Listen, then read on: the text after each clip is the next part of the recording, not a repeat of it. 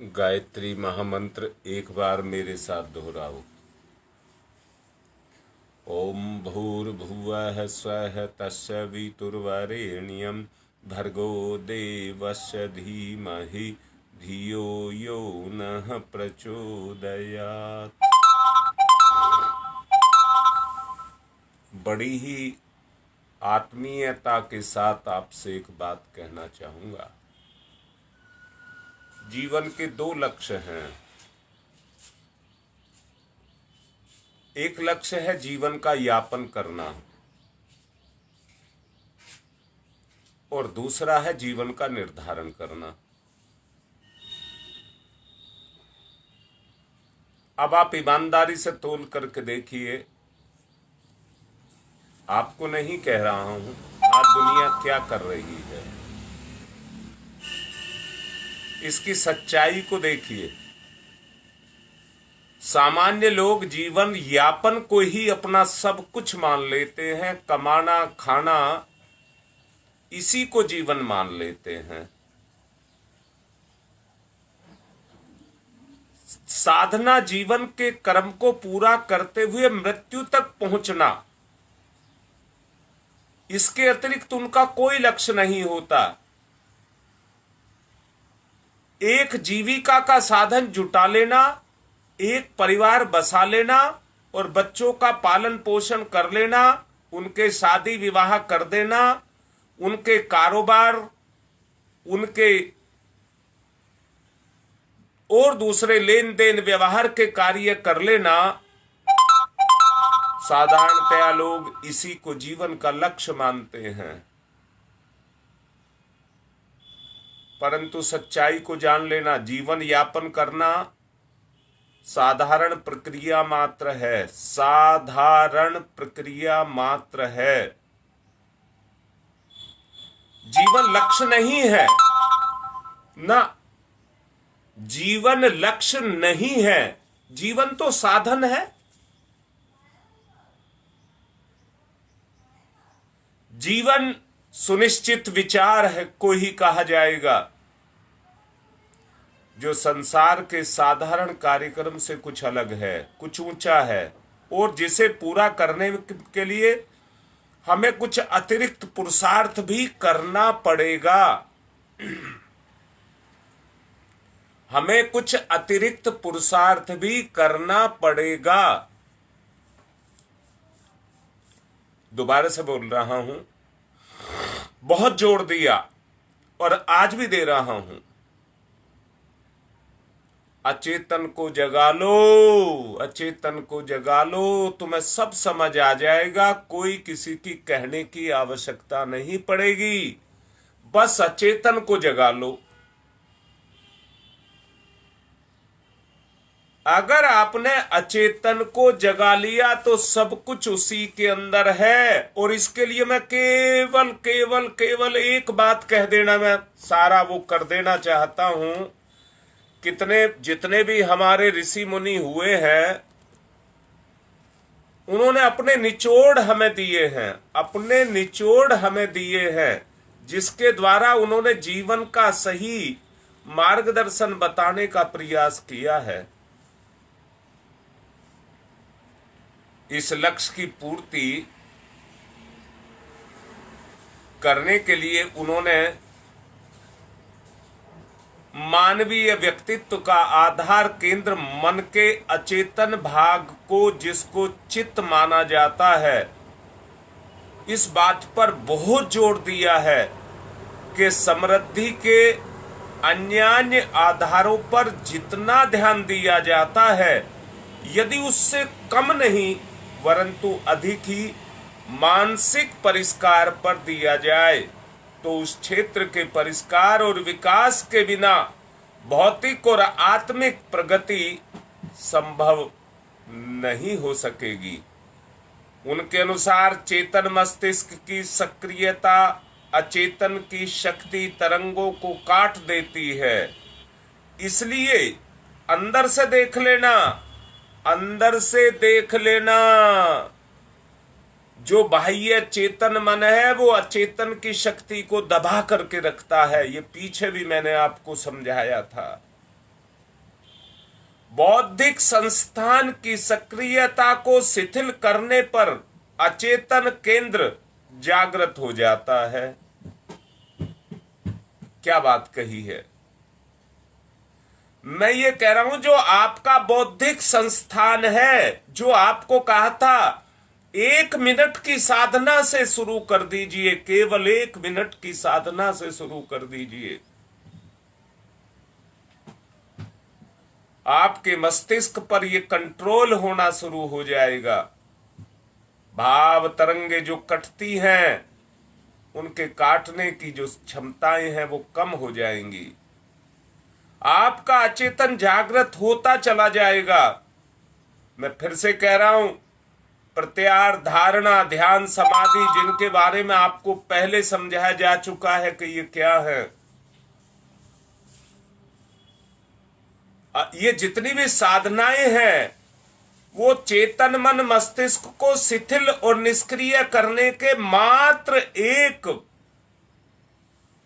साधन है, जो आपको शून्य की स्थिति में लेकर के जाते हैं। शून्य की स्थिति कह रहा हूं, उसमें लेकर के जाते हैं। तभी दूरदर्शन और दूरदृष्टि, विचार संप्रेषण, भविष्य ज्ञान, अदृश्य प्रेरणा, परोक्ष का दर्शन, ये सब आपको अतीन्द्रिय क्षमताओं से होने लग जाएगा। फिर दोबारा से कह रहा हूं, आपका सचेतन बौद्धिक मस्तिष्क को शिथिल करके इच्छा अनुसार प्राण शक्ति को अचेतन में विकसित करने में प्रयुक्त करने पर शरीर में आश्चर्यजनक परिवर्तन आपको दिखाई देने लग जाएंगे। सोचो, सोचो, समझो।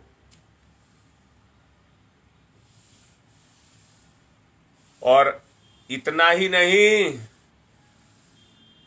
आप दीर्घजीवी भी हो जाएंगे।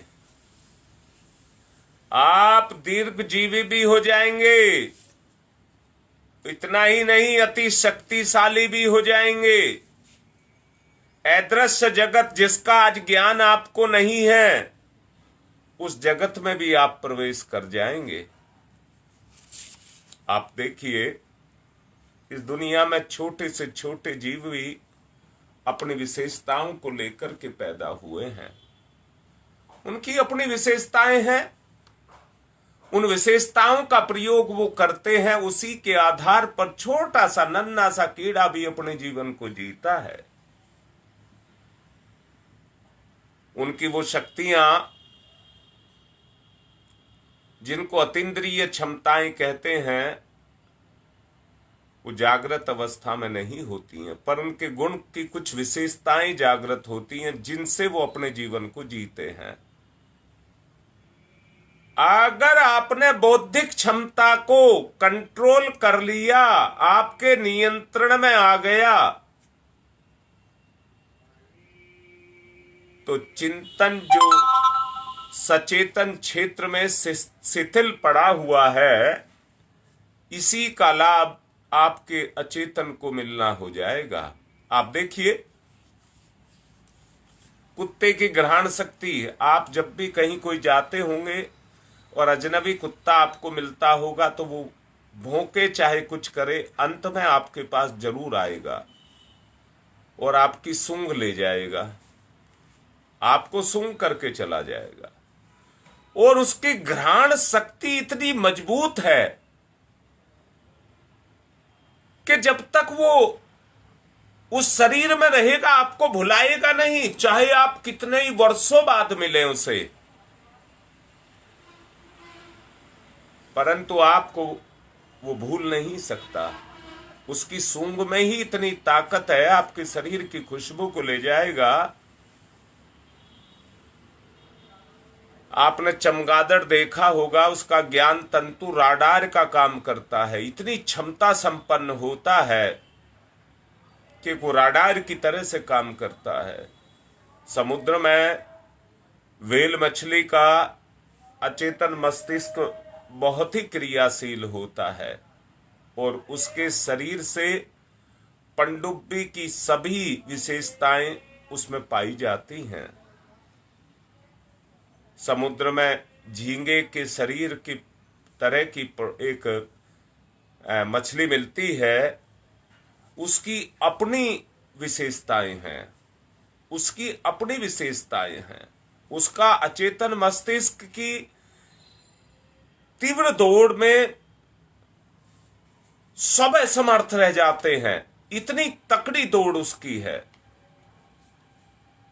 अनेक वन्य पशु और वन्य जीव मौसम सहित अन्य प्रकृतियों की आपदाओं जैसे बरसात, भूकंप आदि की जानकारी समय से पहले ही लगा लेते हैं।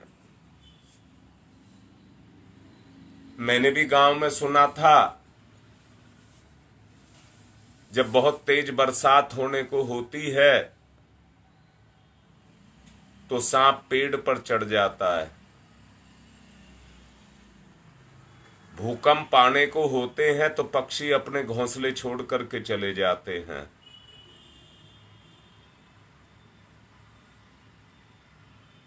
पूर्व की जानकारी है जो अचेतन मस्तिष्क द्वारा उनके प्राप्त हो जाती हैं। वर्षा ऋतु आने से पहले ही चींटियां अपने आहार को इकट्ठा करके ऊंची जगहों पर चली जाती हैं। सभी विशेषताएं उनके चेतन मस्तिष्क का ही परिणाम है। मनुष्य के चेतन मस्तिष्क की अति सक्रियता के कारण जो उत्पन्न ऊष्मा होती है वो अचेतन को दबा देती है, वो अचेतन को दबा देती है। इससे उसकी अलौकिक क्षमताएं प्रसुप्त अवस्था में पड़ी रहती हैं। इसलिए मैं आपसे एक बात कहना चाहूंगा। मैंने कहा है, बार बार कहता चला जा रहा हूं, मेरा कोई उद्देश्य आपको सताना नहीं है। जीवन की दो बात कही, जीवन यापन नहीं, जीवन के लक्ष्य को प्राप्त करना है।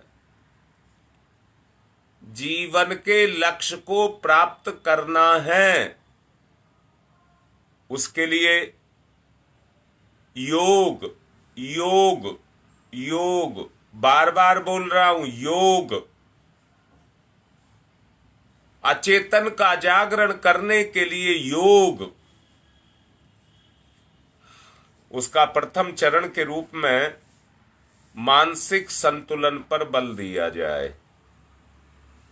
मानसिक संतुलन पर बल दिया जाए। अनुकूल प्रतिकूल परिस्थितियों में चित्त को उद्वेलित ना होने दिया जाए, नहीं होने दिया जाए। अभ्यास करें। पिछले अभ्यास के कारण ये कब्जे के बाहर है, आपके काबू में नहीं है। इसलिए आपको अभ्यास कराया जा रहा है। और मैंने आपको ये बोला है, जो सरलतम उपाय हो सकते हैं, जो सरलतम उपाय परम पूज्य गुरुदेव ने दिए हैं, उन सरलतम उपायों का सहारा लेकर के हम अपनी जिंदगी में आगे चले रहे हैं, आगे चल रहे हैं। परम पूज्य गुरुदेव का सहारा लेकर के हम आगे चल रहे हैं। लगता तो है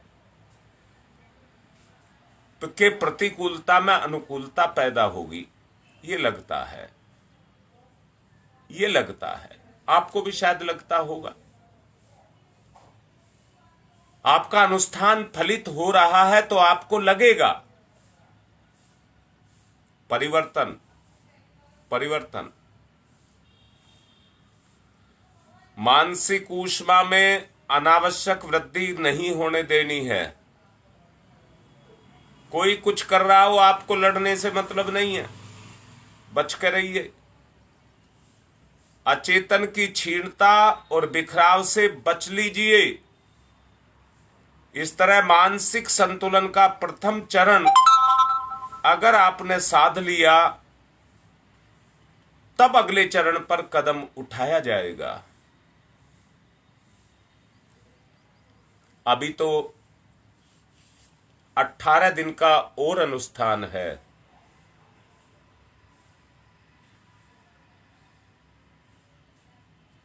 मैं अभी इतने दिन पहले से ही आपसे पूछना चाहता हूं, भविष्य के लिए क्या निर्धारण किया जाए। आज ही बताने की आवश्यकता नहीं है। आज तो मैं आपसे कह रहा हूं, मैंने 2-3 दिन पहले से कह रहा हूं, आत्म परिवेक्षण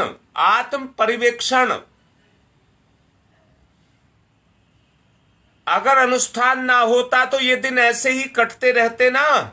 जीवन के 2 भाग बताए थे, एक जीवन यापन और एक जीवन का लक्ष्य।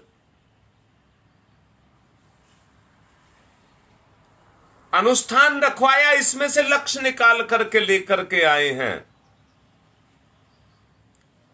उसकी पूर्ति के लिए प्रयास किए जा रहे हैं।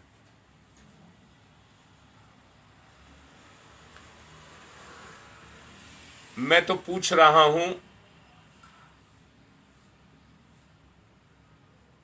ये क्रम 18 दिन बाद पूरा हो जाएगा।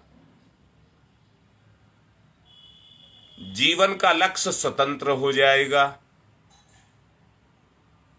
पर पूछ रहा हूं क्या क्रियाशील हो जाएगा या लौट करके पुनः उसी अवस्था में चले जाएंगे।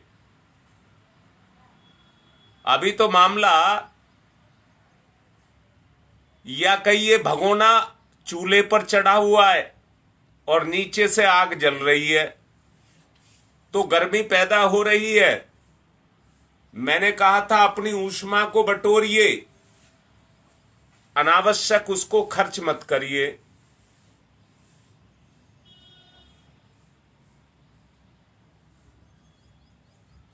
आवश्यक जगह पर उसको लगाइए। अगर ऊष्मा को अंदर ही अंदर आप खपाएंगे तो आपका अचेतन जगता चला जाएगा। खैर, मैं अपनी बात को पूर्ण कर देना चाहता हूं और यह कहना चाहता हूं, इस अनुष्ठान को करके इतिश्री करेंगे या और आगे भी अनुष्ठान करना चाहेंगे, इस क्रम को लगातार चलाते रहना चाहेंगे, निरंतर अपनी साधना में रहना चाहेंगे। मैं फिर से कह रहा हूं, मुझे संसार का कोई कार्य कभी आपसे रुकवाना नहीं है। मेरे पास ऐसे भी मेरे अपने आए हैं जिन्होंने अपनी मजबूरी बताई है, उन मजबूरियों में भी मैंने उनको अनुष्ठान करने के लिए प्रेरित किया है। अनुष्ठान के नियमों में कंप्रोमाइज किए हैं, परंतु फिर भी हर एक को बढ़ने के लिए कहा गया है। क्या किया जाए? समाज का ढर्रा कुछ इस तरह का बन गया है,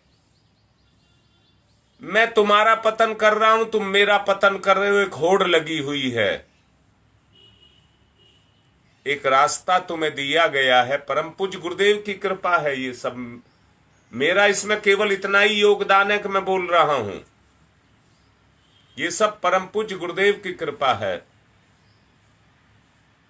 क्या उनके अनुदान को आगे भी लेना चाहेंगे, आगे भी अनुष्ठान रखना चाहेंगे?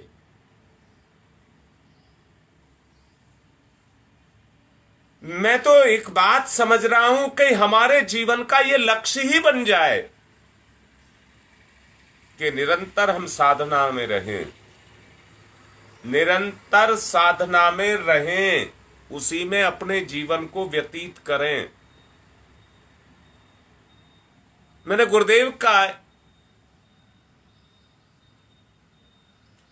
एक वांग्मय है, गायत्री के प्रत्यक्ष चमत्कार, आजकल मैं उसका भी स्वाध्याय कर रहा हूं, जिसमें मैंने यहां तक पढ़ा है, 1-1 वर्ष के अनुष्ठान करके व्यक्ति के जीवन बदलते चले गए। व्यक्ति के जीवन बदलते चले गए, अपने जीवन में वो साक्षात उस स्तर को प्राप्त कर गए जिसकी कल्पना नहीं की जा सकती थी।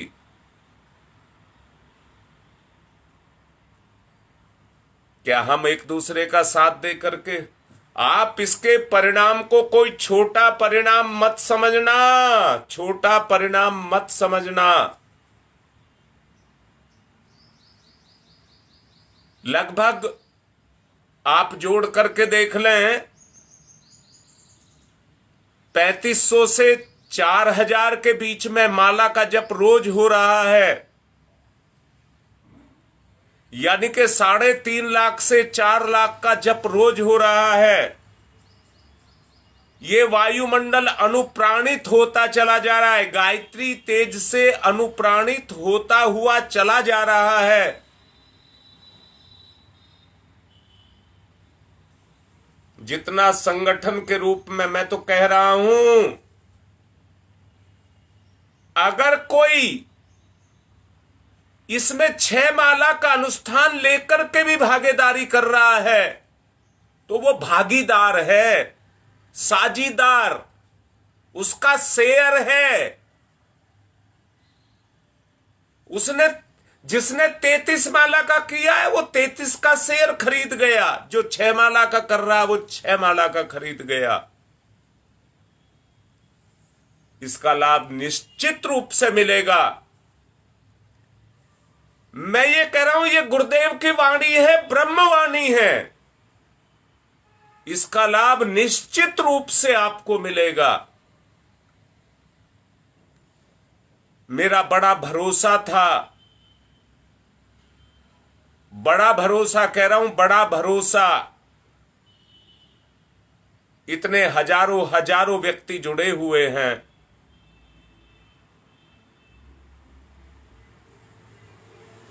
मैंने एक बार कहा था, जब भी किसी पर मुसीबत आती है, प्रोग्राम कराना होता है तो मेरे पीछे लग जाते हैं। अब मैं तुम सबके माध्यम से उनके पीछे लग रहा हूं, अपने परिवार को कैसे ही बटोर लूं। मैं ये भी देखता हूं कि लोग बाग मुझे जितना प्यार और सम्मान देते हैं,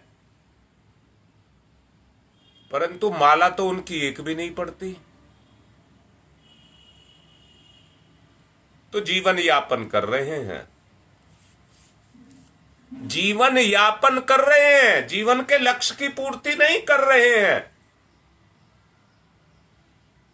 वो शरीर के साथ जुड़े हैं, शरीर के साथ जुड़े हैं। तप पुण्य करना उनका कोई उद्देश्य नहीं मुझे दिखाई दे रहा। मुझे ये दिखता है, मुसीबत में वो पीछे लग जाते हैं, हम ये हमारा ये, हम ये हमारा ये, हम फंस गए, बचाओ बचाओ। परंतु इतना बड़ा परिवार होने के बाद किसी को रहम नहीं आ रहा। क्या इतने कर्कश हो गए?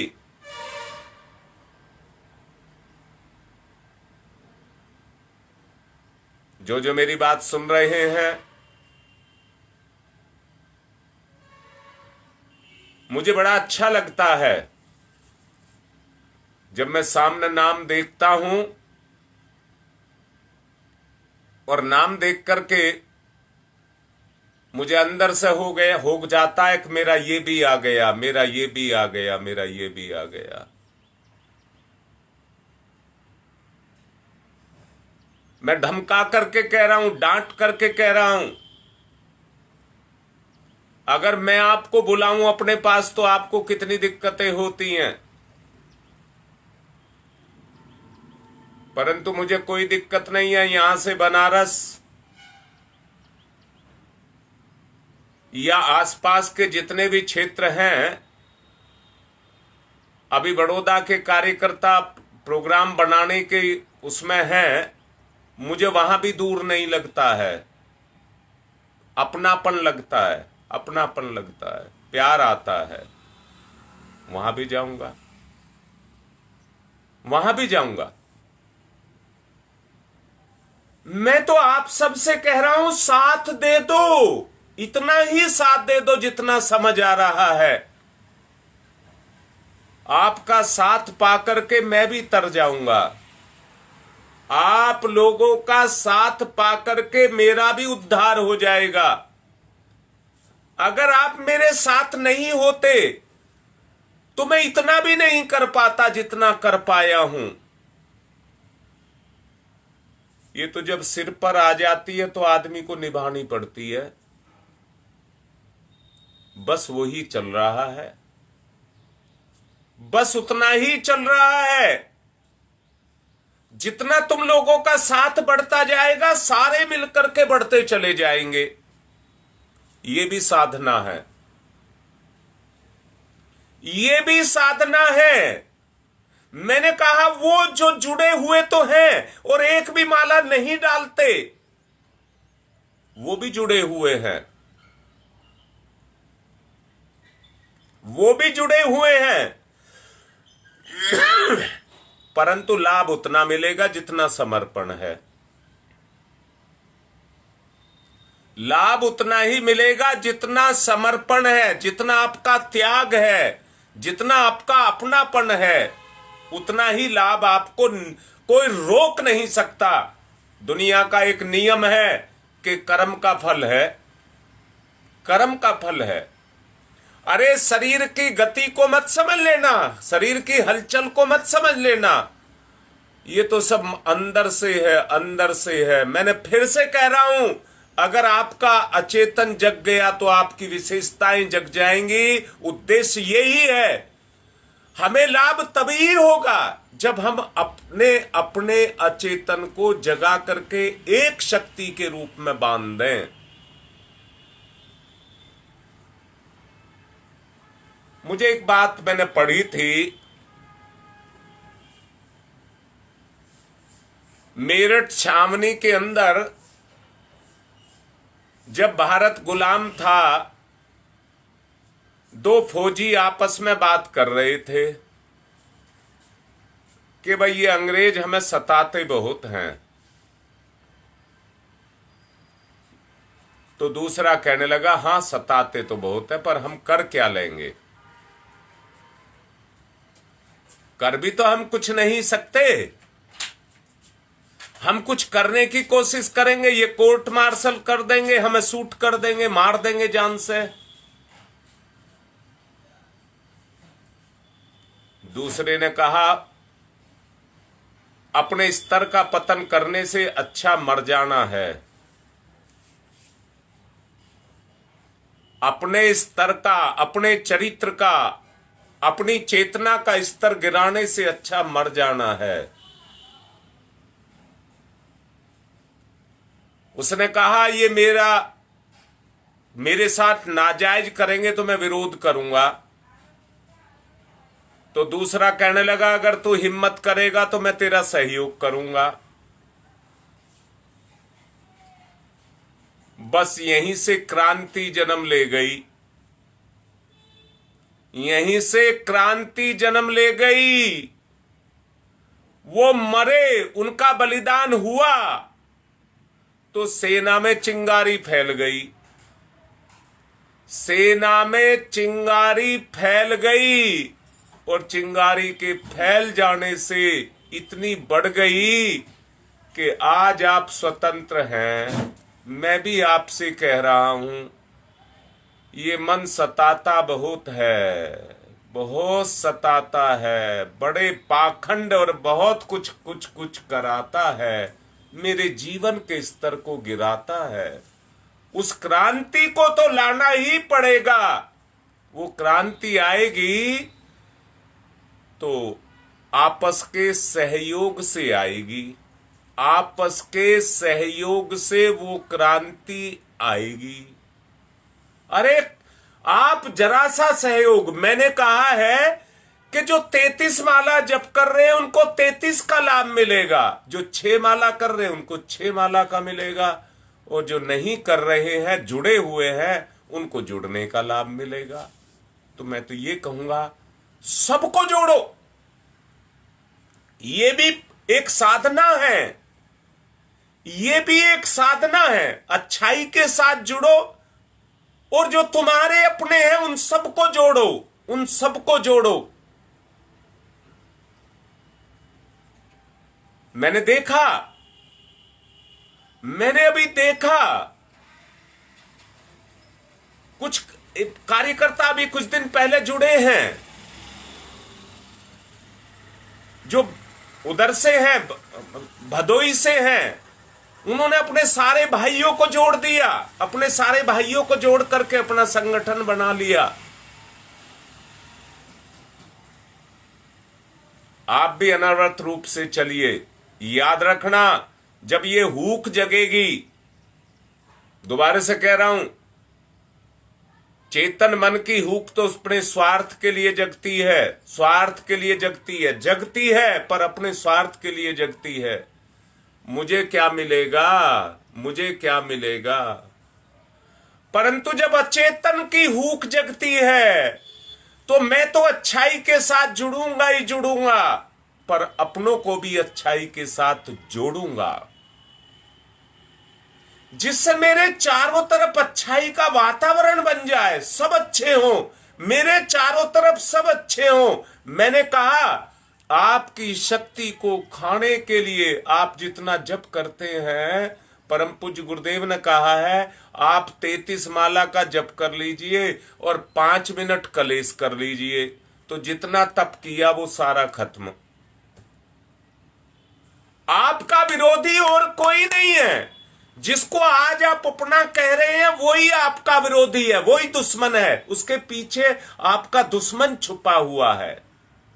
आज दुश्मन कहीं बाहर नहीं है, वो इतने नजदीक और इतने गहरे आकर के, जड़ में आकर के बैठ गया है,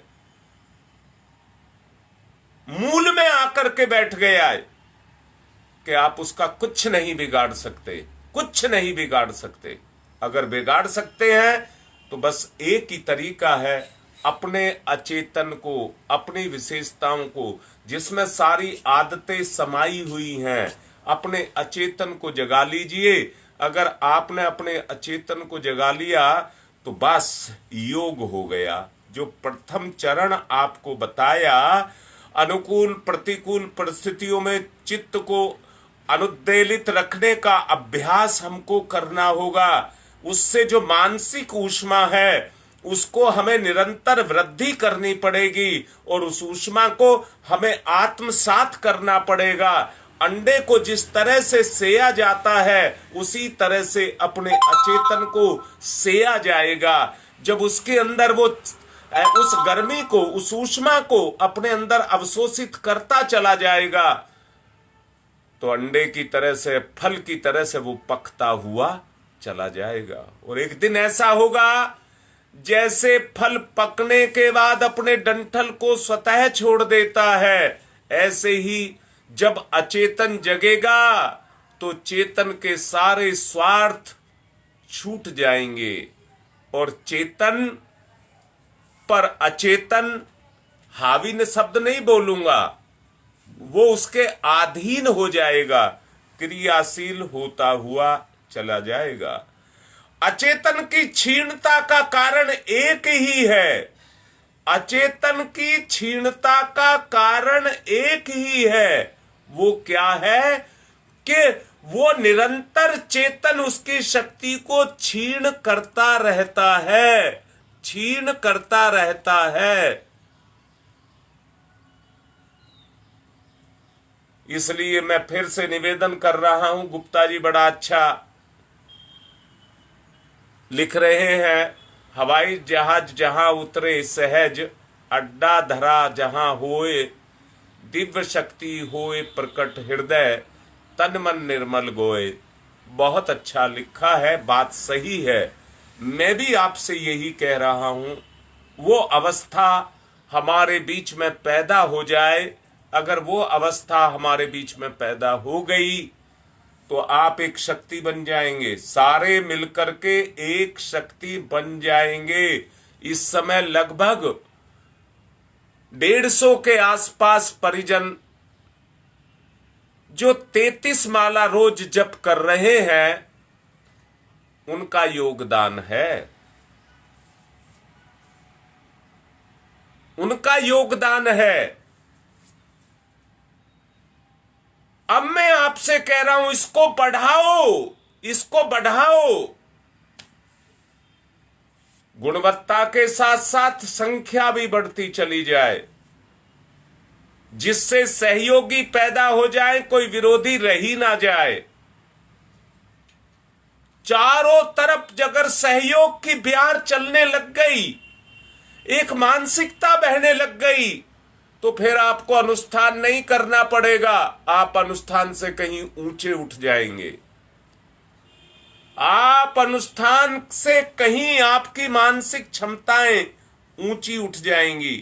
चेतन मस्तिष्क की गतिविधियों को कुछ समय के लिए रोक लीजिए, बस उस संस्थान को क्रियाशील कर लीजिए, बस विद्युत शक्ति को अचेतन क्षेत्र में नियोजित कर लीजिए, बस अतीन्द्रिय क्षमताओं को जागृत करने के लिए अपना पुरुषार्थ कर लीजिए, बस इतने पर जोर दिया जा रहा है। समुद्र में सभी तरह के रत्न भंडार, रस और विष सब बताए गए हैं, भरे हुए हैं। जिसको उभार लें वही सचेतन पर अपने अधिकार जमा लेंगे, जिसको आपने उभार लिया। सच्चाई ये है, अचेतन में सब कुछ दिव्य भला ही नहीं है, पाश्विक कुसंस्कार भी उसी में विराजमान है, जिनका परिष्कार परिशोधन आवश्यक है। उसके लिए संतुलन और एकाग्रता को आगे बढ़ाते हुए चित्त को जागृत दिशा में ले कर देना पड़ेगा। इसी को अष्टांग योग कहते हैं। अब मैं फिर से कह रहा हूं, आप रोज एक्सरसाइज करते रहिए, रोज एक्सरसाइज करते रहिए, शायद उतना लाभ नहीं मिलेगा। मैं फिर से कह रहा हूं, किसान का बेटा किसी कॉलेज में जाकर के पीएचडी नहीं करता है, खेती करना नहीं सीखता, अपने बाप के साथ लग करके सीख लेता है। और जो डिग्री लेकर के आते हैं उससे अच्छी खेती करके दिखाता है, उससे अच्छी खेती करके दिखाता है। मैं भी आपसे कह रहा हूं, अगर हम इन चक्करों में पड़ गए, ध्यान धारणा समाधि के चक्कर में पड़ गए, तो चक्कर में पड़े रह जाएंगे।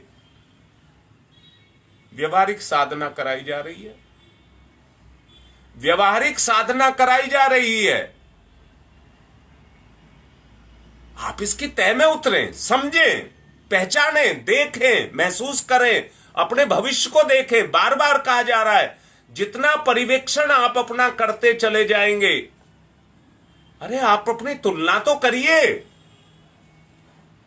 आपको पता लगे मैं कहां हूं, मेरा स्तर कहां पर पहुंचा है। आपको आपका ज्ञान होना चाहिए। यही परिशोधन परिष्कार की क्रिया है। इसके लिए संतुलन और एकाग्रता को बढ़ाने का, चित्त को जागृत करने का हमें क्रम पूरा करना होगा। चरम अवस्था तक पहुंचना है, हमें यहीं नहीं रुकना है, चरम अवस्था तक जाना है। और वहां तक जाने के लिए धीरे धीरे करके हमें तरह तरह के अभ्यासों को नहीं, अपनी प्रैक्टिकल साधना को, जो व्यवहारिक साधना है, उसको लेकर के आना है। सचेतन मस्तिष्क की चिंतन शक्ति और संकल्प शक्ति को शिथिल करते हुए वहां तेजस को अचेतन में नियोजित किया जाना चाहिए। तभी अनुपम दिव्यताएं आपके अंदर प्रकट होना शुरू होंगी। योग और लय का आश्रय लेकर के अचेतन को कुसंस्कारों से मुक्त कराना है। मैंने कहा था, जिस तरह से समुद्र में रत्न भी भरे होते हैं और विष भी भरा होता है और अमृत भी भरा होता है, अचेतन के अंदर भी सब चीज भरी हुई हैं। योग और लय का आश्रय लेकर के अचेतन को कुसंस्कारों से मुक्त करने की दिशा में चलना है। अभी हमें बहुत कुछ करना है, अभी हमें बहुत कुछ करना है। अभी तो ये केवल शुरुआत है और मैंने ही समय दिया था 2024 बसंत पंचमी, 2024 बसंत पंचमी। अब लगभग 1.25 साल बचा है। इस साधना को बढ़ाते बढ़ाते उस जगह पर हम पहुंच जाएं कि हम परमात्मा के, परमेश्वर के या चेतन के अनुकूल अपने आप को ढाल दें। कमजोर को जीने का अधिकार नहीं है,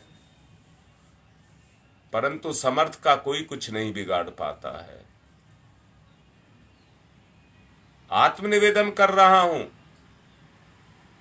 कमाने खाने के चक्कर में रह जाओगे, परंतु समय की मार को नहीं झेल पाओगे। इसलिए बड़े ही आत्मिक निवेदन के साथ आपसे कह रहा हूं, बहुत अच्छे से इस साधना को कर लीजिए। योग और लय का आश्रय लेकर के अचेतन को कुसंस्कारों से मुक्त करने की दिशा में जो जितनी अधिक प्रगति करता है वो उतना ही समर्थ और सिद्ध बनता है, उतना ही समर्थ और सिद्ध बनता है। उसे सिद्ध पुरुष कहा जाता है। बस यही योग का उद्देश्य है। योग का उद्देश्य यही है, यहीं पर योग पूर्ण हो जाता है। योग का इससे आगे कार्य नहीं है। आगे तो फिर चेतना का कार्य है। योग के द्वारा चेतना जागृत होगी, चेतना फिर अपना काम करेगी। योग से आगे चेतना अपना काम करेगी। समय हो चुका है, इसलिए संक्षेप में एक बात कह रहा हूं, बड़ा अच्छा लगेगा। 150 तो अनुष्ठान में बोल रहा हूं, 150 तो अनुष्ठान का मेरे पास आंकड़ा है, पर सब है कहां ये मान सकता हूं। हां, ये बात मान रहा हूं कि एक एक घर में कई कई व्यक्ति भी कर रहे हैं, परंतु अभी मैं देख रहा था 72, 73, 74 तक अभी नंबर गया है। बाकी कहां है? बाकी कहां है? इनमें वो भी तो हैं जो अनुष्ठान ही नहीं कर रहे हैं। सबको लाइव पर लाया जाए, सबको लाइव पर लाया जाए। सब प्रयास करिए, सब प्रयास करिए, अपने अंदर को जगाइए, सब प्रयास करिए। जितना ये प्रयास चलता चला जाएगा उतना ही परिवर्तन आपके सामने दिखाई देने लग जाएगा। ये आत्मिक निवेदन करता हुआ मैं आज की अपनी बात को पूर्ण कर रहा हूं और आशा करता हूं कि बताए अनुसार आप करेंगे। ओम शांति ही शांति ही शांति ही।